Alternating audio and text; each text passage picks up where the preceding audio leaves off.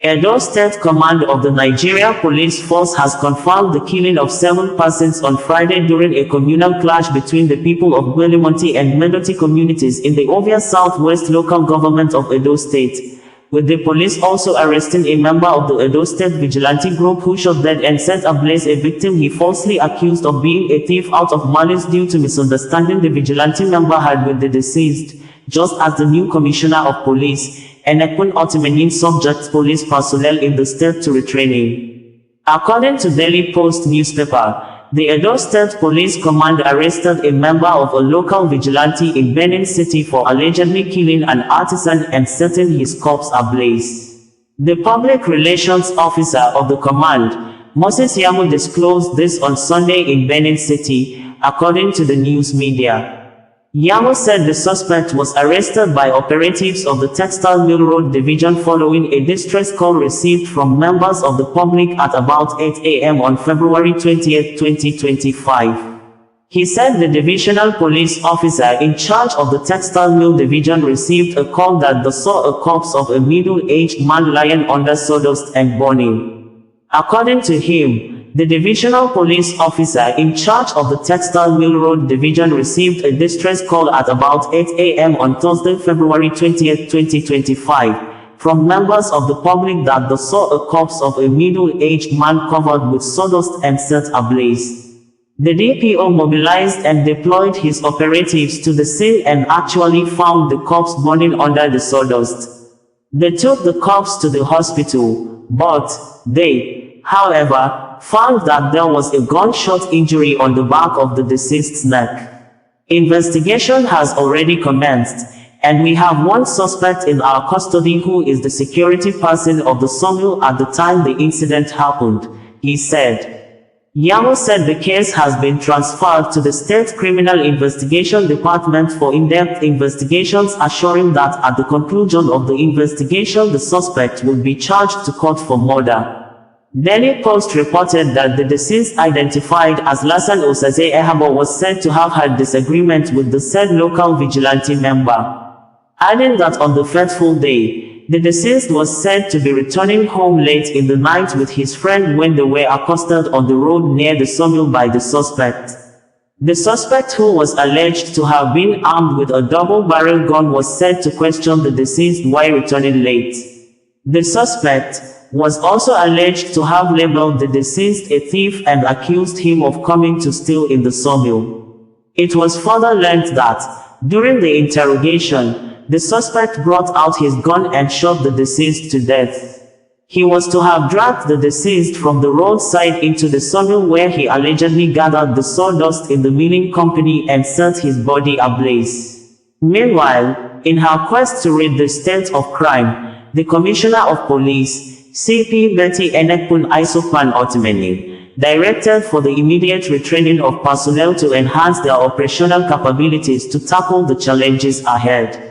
A total of 160 personnel have so far been retrained in 2 batches covering the following areas: I. VIP escort, E. Ambush and counter-ambush, 3. Musketry, IV. Combat craft, V. Tactical retrogression movement, VI. Search and rescue, etc. The Commissioner of Police charged the personnel during the closing ceremony of the training for the second batch to be vigilant, courageous in the swift response to security breaches, while upholding high professional standards devoid of harassment, intimidation and extortion.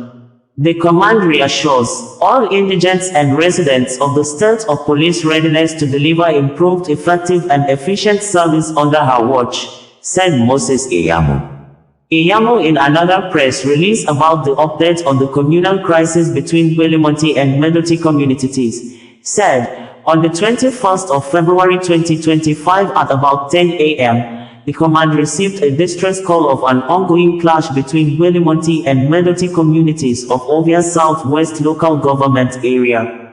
Operatives of the Igobazua Police Division, in collaboration with the Nigerian Army and the Vigilantes, were promptly deployed to the area. The team evacuated some casualties to the hospital where 7 persons were confirmed dead while 6 injured ones are currently receiving treatment. The joint operation is sustained as the situation has been brought under control and normalcy restored. However, investigation into the cause of the clash has equally commenced.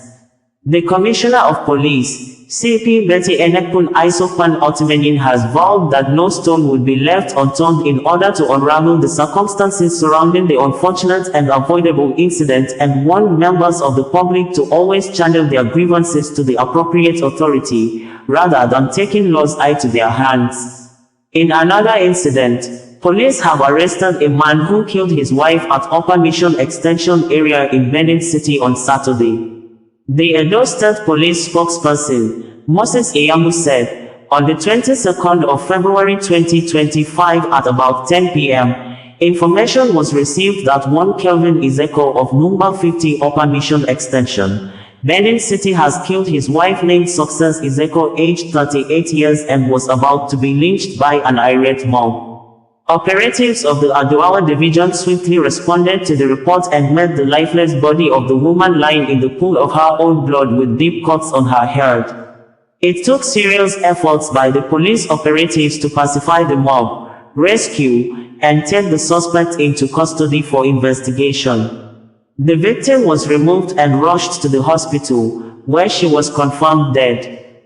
The Edo State Commissioner of Police, CP Betty Enekpen Otimenyin, decried the recent cases of spouses being violent against each other while assuring the public of diligent investigation into the death of the woman and whoever found culpable, following the public criticism of President Donald Trump of the United States that the Ukrainian president, Volodymyr Zelenskyy, is a man who has lost touch with his people and a dictator who refused to conduct election for new leader to take over the affairs of the country. Zelenskyy, while asked if he could resign by a journalist at a press conference organized to mark the third-year anniversary of war in Ukraine, says he would do that if it would bring peace to Ukraine, and he's ready to do that as exchange for Ukraine to be enlisted as a member of the North Atlantic Treaty Organization, NATO.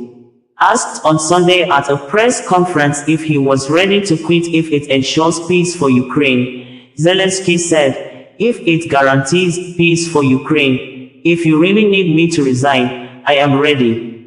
I can exchange it for NATO."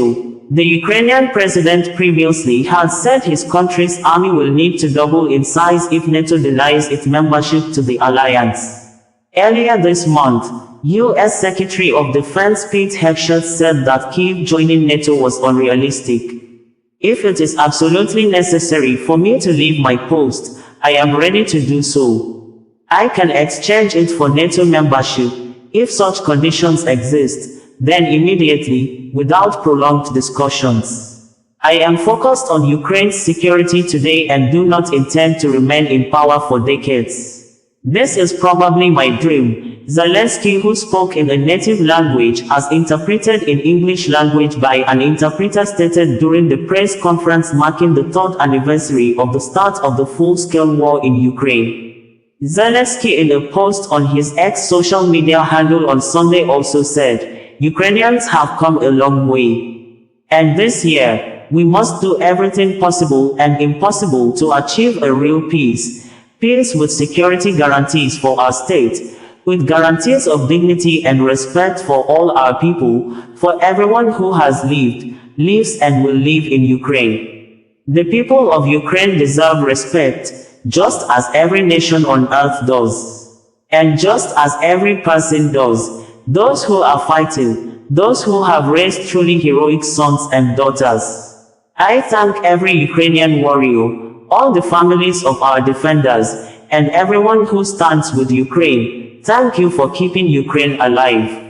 We had earlier reported that despite the medical condition that he's under the high flow of oxygen in the hospital over double pneumonia, Pope Francis on Sunday, on the eve of the third-year anniversary of the war in Ukraine launched by President Vladimir Putin-led Russia government, called on everyone in the world to remember victims of the war in Ukraine, describing the war, which started on February 24, 2022, as painful, shameful for all humanity.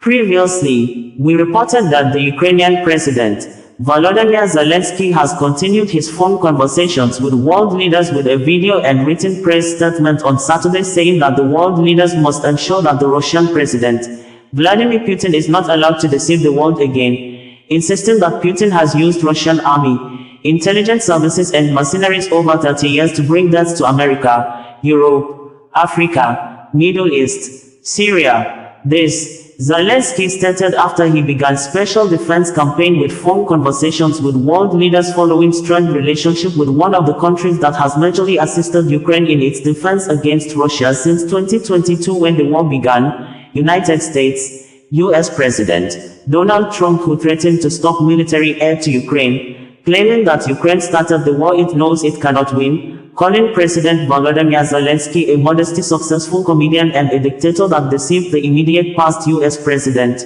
Joe Biden to commit over $350 billion of U.S. taxpayers' money on a war the North America country will not get any profit in return, with the Ukrainian president accusing Donald Trump of disinformation and saying that Putin-led Russia has intensified attacks and launched massive bomb destructions on Ukraine's cities and villages during the week of Donald Trump's outburst. Would you be willing to give up the presidency if it meant peace for Ukraine? Thank you. Так, з останнього. Якщо мир для України, якщо вам дуже потрібно, щоб я залишив свій пост. If you really need for me to relieve my post, then I'm ready for the sake of the peace in Ukraine. And I can replace that to NATO if there is any, more to say on that. I'm focusing on Ukraine's security today, not in 20 years, and I'm not going to.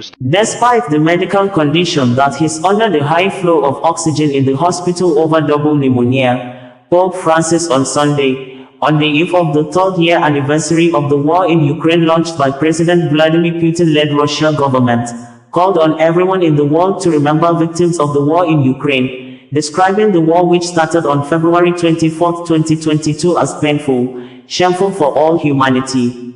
According to local media monitoring the activities of Catholic Church, Vatican News Media, Pope Francis stated this during his Angelus address, which Pope Francis asked the Holy See Press Office to release while he recovered in the hospital. Adding, the Holy Father remembers the imminent 3-year anniversary of the war in Ukraine on the 24th of February 2025, calling it a painful and shameful occasion for all humanity, and saying he renews his solidarity with suffering Ukrainians and for all victims of armed conflicts as he prays for peace. The press release as presented by the Vatican News reads, "Tomorrow marks the third anniversary of the full-scale war against Ukraine, a painful and shameful occasion for all of humanity."